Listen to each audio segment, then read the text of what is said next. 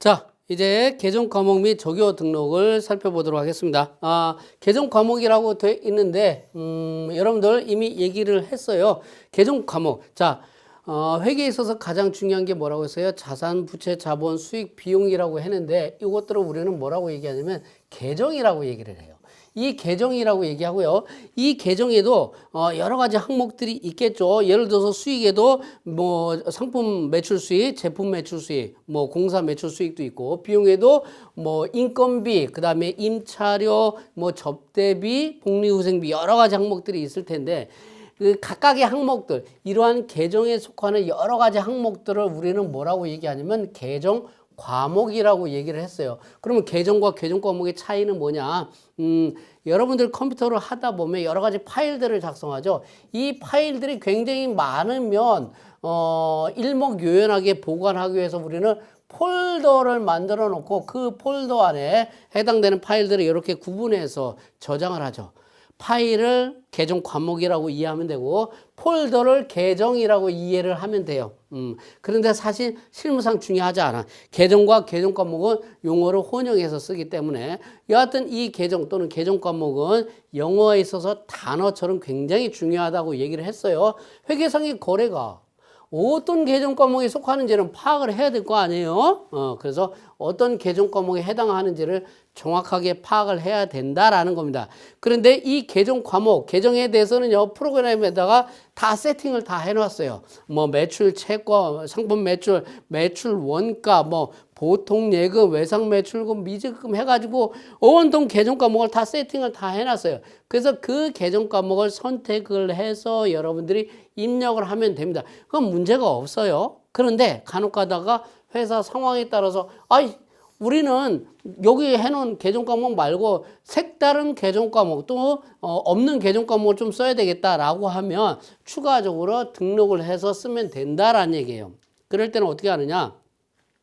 여기 사용자 설정 계정 과목이라고 되어 있는데 이 사용자 설정 계정 과목을 클릭을 해서 명칭을 바꿉니다. 명칭을 바꿔서 매출 채권 뭐 해가지고 명칭을 바꿔서 쓰면 돼요. 그런데 등록을 해서 추가로 등록해서 쓰는 건 상관이 없는데 그때 주의할 것은 이 성격, 관계 코드, 표준 제모 제표 요거 설정할 때 주의해야 된다는 얘기입니다. 요거 세 가지. 요거 설정하는 거 주의해야 된다는 얘기예요. 그러면 도대체 성격, 관계 코드, 표준 재무제표라는 게 도대체 뭔데? 성격이라는 말은 뭐냐면 말 그대로 해당 계정 과목의 프로그램상 특성을 얘기합니다. 예를 들어서 대여금 계정이다, 예금이다, 상각이다, 차감 계정인데 예를 들면 건물 같은 경우는 뭐 해줘? 우리는 회계상 감가상각을 하게끔 되어 있습니다. 감가상각을 해서 감가상각비 비용 계상하고 회계 처리하는데 감가상각을 하기 때문에 성격이 상각입니다. 그런데 감가상각을 하게 되면 감가상각 누계액이라는 계정 과목이 나오겠죠. 그러면 이 감가상각 누계액은 뭐냐? 건물에 대해서 차감적으로 차감 표시해야 되니까 건물가액에서 차감 표시가 되기 때문에 감가상각 누계액은 성격이 차감 계정입니다. 건물은 성격이 상각이고요. 또 하나, 법인에 있어서 가지급금이 발생할 때, 자, 가지급금은 대표이사가 무단으로 인출하거나 뭐 법인의 외상 매출 대금이 들어오지 않았는데 들어온 것처럼 하거나 또는 자본금이 뭐 투입됐다고 하는데 실제로 자본금이 들어오지 않거나 여러 가지 사유로 인해서 회사의 예금이 현금이 자산이 빠져나갔을 때 처리하는 계정 과목이 가지급금인데 이 가지급금이 발생을 하면 세법상 인정이자 계산도 해야 되고 지급이자 부인도 해줘야 돼요. 그래서 가지급금이라고 쓰면 좋은데 문제는 뭐냐면 회계상 재무제표를 만들 때는 재무제표에는 가지급금이라는 계정 과목을 원래 쓰면 안 돼요. 물론 간혹가다 쓰는 직원들도 있기는 해요. 그런데 원칙적으로는 계정 과목이 가지급금 계정 과목은 회계상으로는 임시 계정이기 때문에 12월 30일에 현재 재무제표 작성을 할 때는 계정 과목이 재무제표에 들어가면 안 돼요. 가지급금이. 그러면 가지급금 이름을 쓰면 안 되는데 세법상으로는 가지급금 인정이자 계산을 해줘야 되는데 어떻게 할 거냐? 그러면 가지급금이라는 명칭을 쓰지 말고 어떻게 해요? 예를 들어서 대여금이다. 뭐 대표이사에 대한 뭐 가지급금이다 하면 주임종 단기 채권 뭐 이런 식으로 용어를 바꿔 써놔요.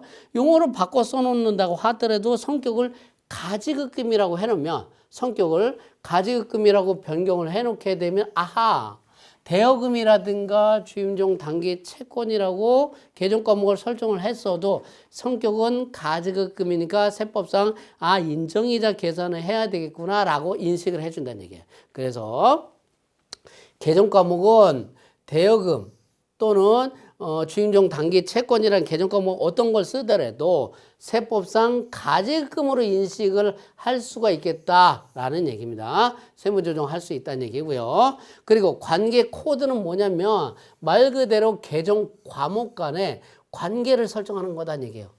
대표적인 게 뭐냐면 외상 매출금이 있으면 그 외상 매출금에 대해서는 보통은 대손 충당금을 설정을 해요. 그러면 외상 매출금 108번인데 그 대손 충당금은 어떻게? 대손 충당금은 이 해당되는 외상 매출금의 충당금 관계에 있다라는 얘기예요. 그래서 대손 충당금 여기에다가 관계 코드에 요거 얘거 이 외상 매출금과 관련이 있는 대손 충당금이다라고 해서 설정을 해주는 겁니다.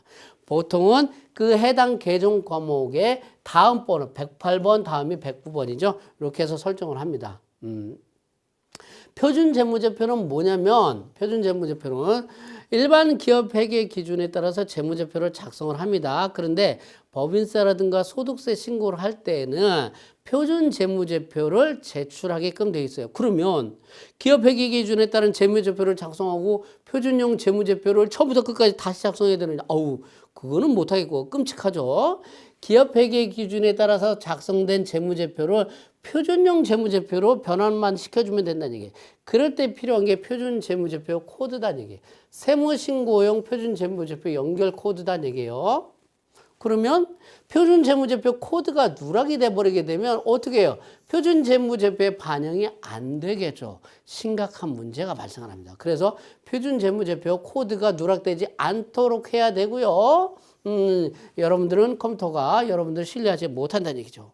그래서 표준 재무제표 코드가 누락된 게 있으면 여러분들 표준 재무제표 누락 코드 확인 요거 상단에 요게 기능키가 활성화돼요. 지금 살짝 흐리게끔 돼 있는데 누락된 게 없다는 얘기예요. 누락된 게 나오면 요게 조금 더 진하게 나와요. 그래서 활성화돼서 클릭해서 확인을 할 수 있다는 얘기예요. 자, 그래서 이 얘기는 기본적인 설정된 계정 과목을 쓸 때는 문제가 없어요. 문제가 없는데 사용자 설정 계정 과목 해가지고 수정해가지고 추가로 등록을 할 때는 이런 부분들이 누락되지 않도록 주의해야 된다는 걸 얘기를 하고 있습니다. 물론 이러한 내용들은 뭐예요? 이미 전산회계라든가 전산세무라든가 시험을 보거나 자격증을 갖고 있는 학생들은 이미 다 아는 내용일 텐데 혹시라도 그런 부분들을 잘 모르는 분들 분들은 뭐예요? 요 강의를 통해서 학습을 하시면 될 것 같고요. 자, 이 계정 과목 이렇게 설명을 했고요. 그 다음에 적요 설명인데요. 적요는 뭐냐면 거래 내용을 설명하는 문구입니다. 뭐냐면 이렇게 회계상의 거래가 언제 몇 월 며칠 날 발생을 했는데 이것은 어떻게 해서 누구한테 외상 매칭을 받은 거다. 미지급금 이렇게 해서 갚은 거다 등등등 이런 거래 내용을 설명하는 문구입니다. 원칙적으로는 그냥 상황에 따라서 그냥 자유롭게 입력을 해주면 돼요. 자유롭게 입력을 해주면 되는데 이 물론 입력 안 해도 내가 알 수 있으면 상관이 없어요. 그런데 나중에 이 분기한 내용, 전피 입력한 내용이 도대체 무슨 내용이에요? 나중에 설명하기 귀찮잖아. 그래서 적요란에다가 쭉쭉쭉쭉 다 입력을 해주면 돼요. 거래 내용을 설명하는 거니까. 그런데 주의할 거는 일반적인 적요는 코드 번호를 넣든지 아니면 코드 번호 없이 그냥 자유롭게 타이핑해서 넣든지 전혀 상관이 없는데 적요 중에서 고정 적요라는 게 있어요. 고정조교는 굉장히 중요합니다. 제가 잠깐 여기서 보면 여기 여기 좌측에 개정 과목이 있고 우측에 성격 관계 코드 표준제 뭐 이렇게 돼 있으면서 요 밑에 나와 있죠. 조교가 있어요. 이게 현금 조교, 뭐 대체 조교, 그리고 고정 조교 이런 식으로 나와 있는 요 화면. 요 조교를 얘기하는 건데, 자, 이 고정 조교는 세무상 영향을 미친다라는 얘기예요. 자, 세무상 영향을 미치기 때문에 프로그램 사용할 때 주의를 하는데, 기말 결산할 때 재고자산의 변동 또는 법인 또는 개인의 세무 조정할 때 한도 계산, 부가세 신고할 때 반영되는 부분들이 있다라는 얘기. 예를 들면 첫 번째가 가지급금. 가지급금에 대해서는 이미 성격을 얘기할 때 얘기를 했어요. 성격을 가지급금으로 설정을 해줘야지만이 인정이자 계산이라든가 지급이자 부인이라든가 이런 거 반영을 할 수 있다라는 거 하나 하고, 또 하나 인별로, 예를 들어서 대표이사도 있고 여러 가지 임원들이 있을 때 가지급금이 여러 사람들한테 들어왔다 나갔다 할 수가 있다는 얘기. 그러면 인별로 관리를 해야 돼. 인별로 관리를 위해서 고정조교라는 것을 사용해서 관리를 해줍니다. 예를 들어서 사장님이 가지급금 지급했다 그러면 1번 쓰고, 그 다음에 사장님한테 회수했다 그러면 4번 쓰면 되는 거고, 부사장님한테 가지급금이 나갔다 그러면 2번, 회수했다 5번, 이런 식으로 해가지고 이런 식으로 요 가지급금에 대해서는요, 인별로 적수 계산을 위해서 고정조교라는 것을 반드시 코드를 등록을 해줘야지만이 언제 법인세 세무 조정을 할 때 가지급금 인정이자 계산할 때 꼭 필요하다는 얘기. 그래서 가지급금 같은 게 있으면 반드시 성격이 제대로 가지급금으로 되어 있는지, 명칭은 대여금으로 될 수 있다는 얘기예요. 명칭은. 그런데 성격이 가지급금으로 되어 있는지 하나 체크하는 거 하고, 또 하나 가지급금 관련해서 전표 입력을 할 때는 반드시 고정조교를 사용해서 인별로 관리될 수 있도록 해줘야 된다는 얘기입니다. 자, 재고자산과 관련된 조교도 있어요.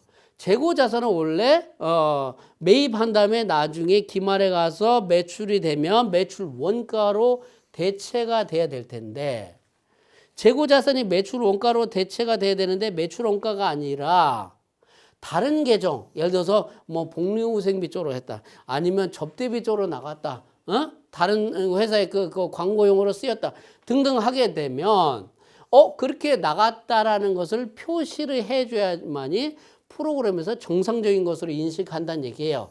그렇게 하기 위해서는 고정조교라는 것을 써줍니다.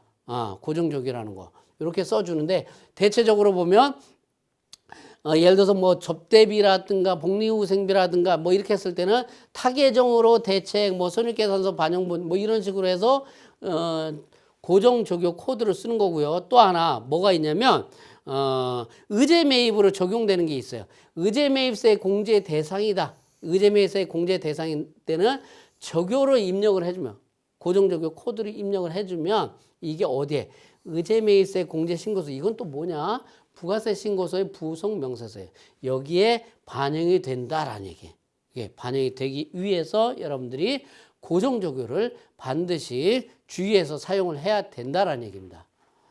자, 그 다음에 접대비 같은 경우, 접대비 지금 명칭은 뭘로 바뀌었어요? 기업 업무 추진비로 바뀌었는데, 이건 또 뭐냐? 이건 뭐냐면 회계상 접대비 또는 기업 업무 추진비를 쓰는 거에 대해서는 문제가 없어요. 문제가 없는데,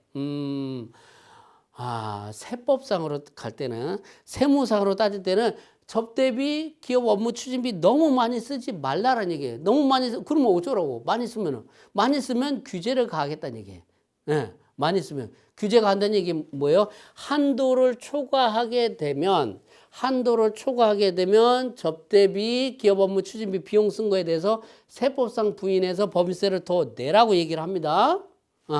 또 하나 너무 많이 쓰지 말라고 하면서, 또 하나 너 접대비를 썼다면, 기업 업무 추진비를 썼다라고 한다면 반드시 증빙을 갖춰라 라고 얘기를 하고 있어요. 그러면 징빙을 갖췄는지 안 갖췄는지는 이거는 어떻게 해야 되나요?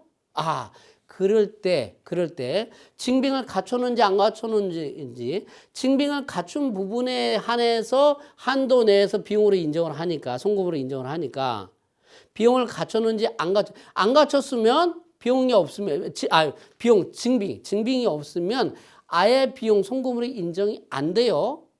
자, 그랬을 때 징빙 갖췄는지 여부는 어떻게 하느냐면 고정적용 코드를 등록을 해서 이것을 이 접대비 쓴 거는요 징빙이 있는 거예요 없는 거예요 라고 구분해 줍니다. 그래서 징빙이 있는 것과 없는 것을 구분 집계를 해주기 위해서는 고정적용을 쓰는데 예를 들어서 3만 원 초과 접대비를 신용카드로 사용했는지 여부를 프로그램에서는 고정적용 코드로 쓴다니 일반 일반 국내 접대비 그리고 여기 신용카드 이런 부분들 신용카드로 썼다라고 이런 식으로 등록을 해줘야지만이 1번 고정적용 코드 이 코드를 입력해 줘야지만이 신용카드를 사용을 했구나. 신용카드는 정규 증빙이니까 만약에 이 코드를 쓰지 않으면 미사용분으로 집계가 돼서 세금 부과가 된다는 얘기입니다. 경조사비 같은 경우는 요거 그대로 6번 그대로 쓰게 되면 요것은 경조사비는 20만 원까지는 증빙이 없어도 되는 거니까 그때는 일반 경조사비 요거 코드를 등록을 하게 되면 신용카드 정규 증빙 있는 것처럼 인식을 프로그램에서 해주면서 세무 조정을 할 수가 있다라는 겁니다. 그렇게 하기 위해서 접대비 조정명세서 이런 부분들 신용카드 미사용 금액으로 집계되니까 주의하고 경조사비 현금적으로 6번 요로 쓰는 거 주의를 하셔야 된다라는 얘기입니다. 주의를. 자, 그리고 나서 계정 과목 적요 등록이 다 돼 있으면 이제는 환경 설정을 해주게 되는데 환경 등록 여러분들 컴퓨터를 처음에 딱 쓰게 되면 환경 설정 시스템 환경 설정 해주죠. 그런 것과 유사하다라고 보면 돼요. 환경 등록을 해주는 건 뭐냐면 환경 등록은 화면의 위치는 제목의 기초정보관리에 마찬가지로 회사 등록, 거래처 등록, 뭐 계정 과목 적요 등록 그 밑에 있는 것 같아요. 환경 등록이 있어요. 환경 등록은 프로그램, 시스템 환경을 설정하는 메뉴다는 얘기예요. 관리하는 회사의 개별적인 특성을 파악해가지고 회계 및 세무 업무 처리할 때 빠르고 신속하게 하기 위해서 정보를 미리 등록하는 겁니다. 자, 환경 등록 탭은요, 전체 탭도 있지만 회계 탭, 인사급여, 법인, 영업 탭이 있는데, 회계 탭을 주로 보도록 하겠습니다. 회계 탭에 보면 부가세 소수점 자리는 뭐 보통 영어로 하니까 큰 문제 없어요. 자, 분계 유형 설정이라고 되어 있는데 이 분계 유형 설정은 뭐냐면 부가세 자료를 입력을 합니다. 메인 매출 거래를 입력을 할 때는 메인 매출 계정 코드를 등록을 해요. 그래서 메인 매출 전표를 입력을 할 때 자동적으로 뭐 상품 매출이다. 뭐 또는 제품 매출이다. 이런 식으로 자동적으로 분계 처리가 될 수 있도록 환경 설정을 해주는 겁니다. 자동적으로 등록된 계정 과목으로. 예를 들어서 여기 돼 있어요. 자, 여기는 제조업이라고 한다면 내가 제조업이라고 한다면 제품 매출이고 매입한 거는 주로 원재료가 되겠죠. 그렇죠. 매입은 주로 원재료가 될 거고 매출은 제품 매출이. 그러니까 제조업의 경우 매출과 매입을 입력을 할 때 자동적으로 분계 처리가 뭘로 되도록 하라고요? 상대 계정 과목이 제품 매출과 원재료로 자동적으로 등록이 되게끔 하면 내가 개별적으로 입력을 안 해줘도 된다는 얘기예요. 편리하죠. 그렇게 한다는 얘기예요. 만약에 내가 제조업이 아니라 도소매업이다. 그러면 이것을 제품 매출이 아니라 상품 매출로 요거 바꿔줘. 요걸 코드를 요거 제품 매출이 아니라 상품 매출로 이렇게 바꿔주게 되면 내가 매출 요 매입은 상품 매입이 되겠죠. 상품 매입으로 바꿔주게 되면 내가 매출 매입을 입력을 할 때마다 자동적으로 상품 매출 상품 매입으로 자동적으로 뜨게끔 되어 있어요. 그러면 굳이 하나하나 입력을 안 해도 된다는 얘기예요. 자, 이런 부분들이 있고요. 물론 자동적으로 분계됐다고 하더라도 상품 매출인데 이거는 제품 매출이야.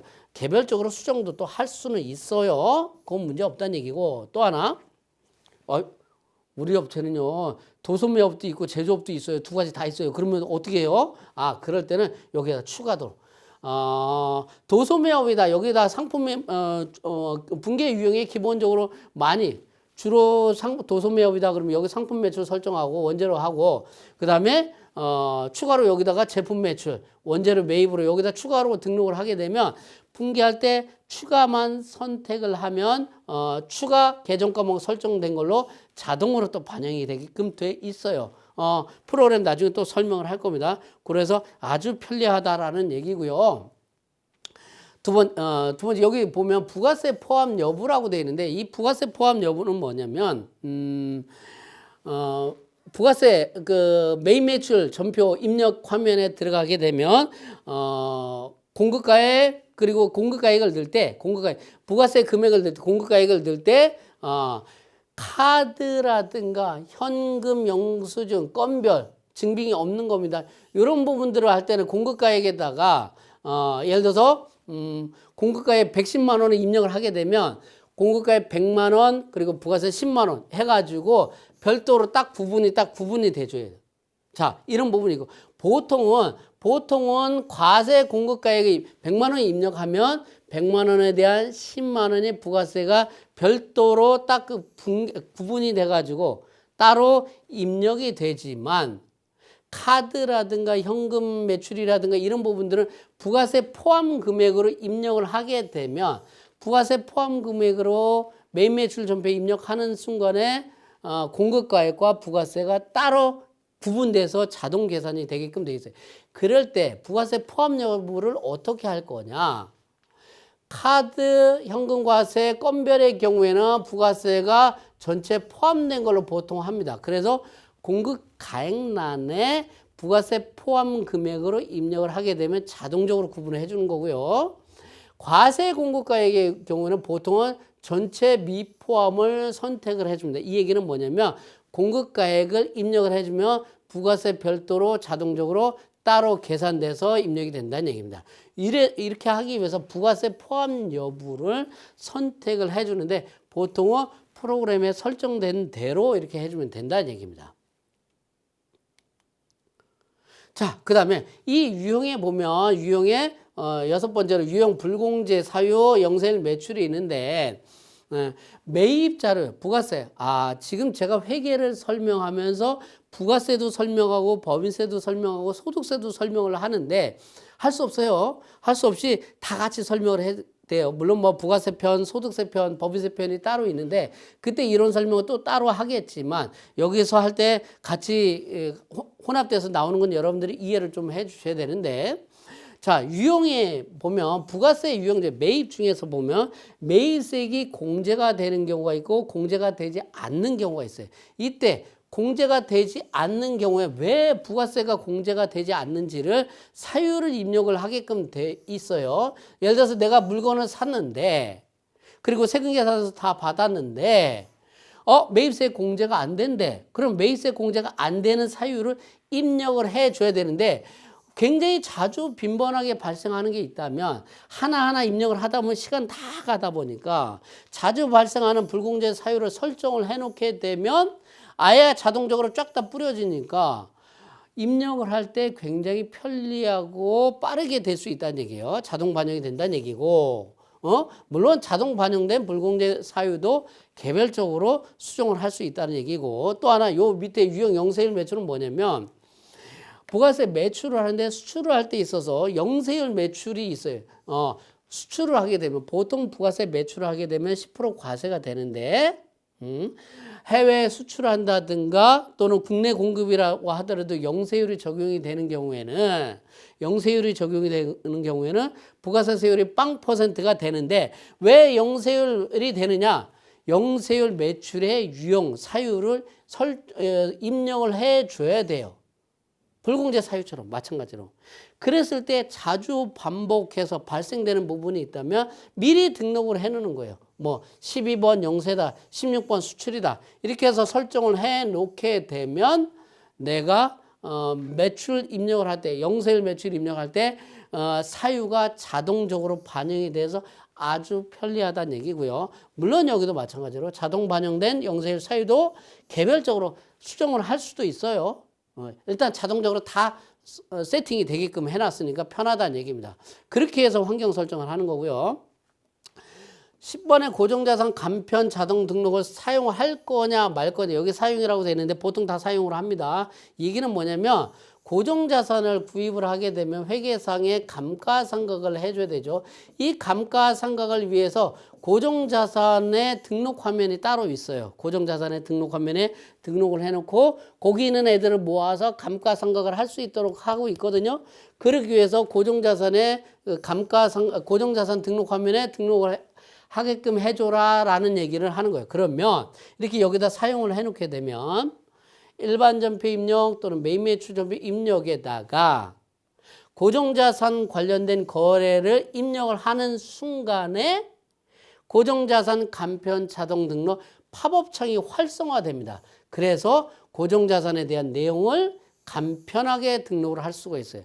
물론 고정자산 등록 화면이 따로 있어요. 고정자산 등록 화면에 개별적으로 들어가서 입력을 할 수 있지만 보통은 일반 전표라든가 메인 매출 전표 입력을 할 때 간편 등록을 합니다.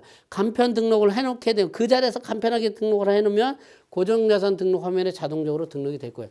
물론 제가 지금 설명하는 내용들은 프로그램에서 지금 화면에서 나중에 다시 보여드립니다. 걱정 안 해도 돼요. 자, 이렇게 되고요. 의제료 자동 설정은 뭐냐면 의제 매입이라고 있는데 보통은 부가세 계산할 때 매입 세금 계산서를 받아야지만이 매입세 공제가 돼요. 그런데 매입 세금 계산서를 받지 않았어도, 그러니까 면세로 사왔어도 부가세 없이 사왔다고 하더라도 그것이 과세되는 걸로 사용이 되게 되면 의제 매입세액이라고 해서 매입세 공제를 해줘야 돼요. 예를 들어서 대표적인 게 뭐 채소 같은 거, 쌀 같은 거 뭐 이런 거 사와서 음식점에서 음식 만들어서 팔면은 음식 만들어서 파는 것은 부가세 과세입니다. 그런데 쌀 사고 채소 사고 야채 사고 하는 건 면세예요. 이 면세로 구입을 했지만 이것이 과세에 활용이 되다 보니까 면세로 구입한 부분에 대해서 매입세액은 아니지만 부가세 매입세액은 아니지만 매입세액으로 의제해서 공제해 주겠다라는 것이 의제 매입세액인데 의제 매입세액 공제 그러면 의제료가 도대체 뭐냐라는 것을 설정을 해주는 겁니다. 그래서 의제료 자동 설정해주는 이런 부분들도 있다라는 겁니다. 지금 환경 설정하는 부분을 쭉 설명을 하고 있어요. 기본적으로 일반 전표, 메인 매출 전비 입력할 때, 개별적으로 입력할 때 다시 또 반복해서 설명을 할 겁니다. 신용카드 매입 입력창 사용 여부에 대해서 여기도 사용이라고 돼 있는 것은 뭐냐면 신용카드로 이제 대금을 결제를 해요. 그러면 신용카드에 대한 정보를 입력할 거냐 말 거냐 입력할게 보통은 다 사용을 합니다. 사용을 해서 일반 전표 입력해서 입력할 수 있도록 하는 거고요. 여기 17번 휴일 표시 여기 사용이라고 돼 있는데 휴일 표시 여기다 전표에 보면 입력할 때 보면 날짜 해당 날짜에 전표 입력하다 보면 이게 휴일이다. 그러면 끝에 보면 휴일이라고 표시가 돼 있어요. 내가 휴일을 표시해야 되나 말해야 되나? 휴일 표시해 주는 게 좋습니다. 왜 그러냐면 최근에는 국세청에서 휴일에 경비를 쓰고 비용 쓴 거에 대해서 업무 관련성이 있느냐 없느냐 막 그런 것 저런 거 따지고 그러거든요. 그러다 보니까 휴일날 쓰는 부분에 대해서 굉장히 조심해야 되고 주의를 기울여야 되기 때문에 여러분들이 프로그램 입력을 할 때 휴일 사용 표시 여부, 휴일 표시 사용 여부는 사용을 해서 휴일에 지출이 되었는지 여부를 확인할 수 있도록 하는 게 좋겠습니다. 기타 환경 등록 사항은 인사급여라든가 법인 소득해서 살펴볼 거고요. 기본적으로 제가 환경 설정에 대해서 쭉 설명을 했지만 환경 등록하는 부분에 대해 했지만 기본적으로는 대부분 보면 여러분들 회사는요 프로그램에서 세팅된 대로 그대로 사용하는 것이 나을 겁니다. 특별한 사정이 있다면 뭐 수정을 한다든가 뭐 추가한다든가 그럴 게 있겠지만 계정 과목 적요 등록도 마찬가지고 환경 등록도 마찬가지고요. 기본적으로 세팅된 설정된 내용을 사용하시면 될 것 같습니다.